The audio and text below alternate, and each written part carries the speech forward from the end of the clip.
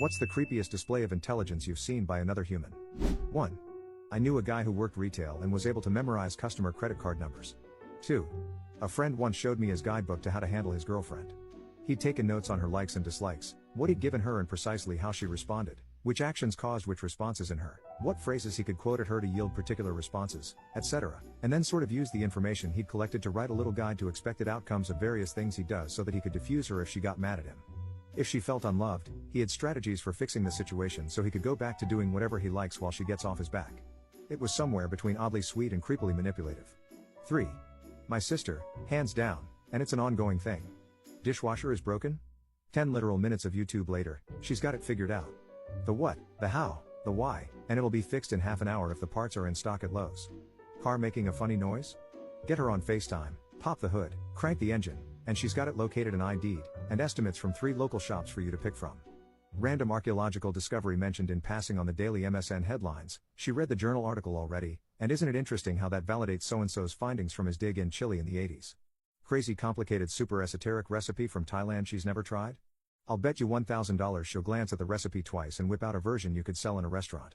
She remembers your coworker's sister's boyfriend's birthday and that he really likes chocolate sprinkles but not rainbow. She can get a feral dog eating out of her hand and get it to let her give it a bath, and diagnose what's wrong with its back leg from 10 paces away.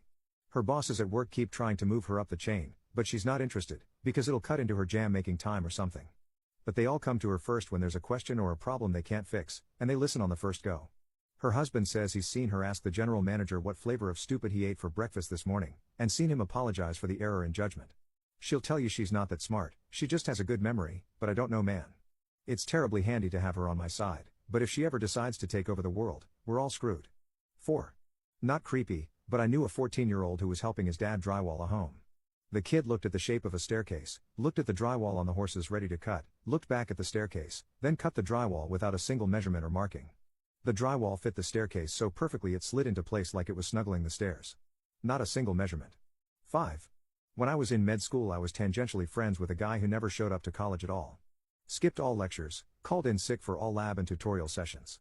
The night before second year finals he was around my house and said he had spent the last week watching every lecture at 2x speed.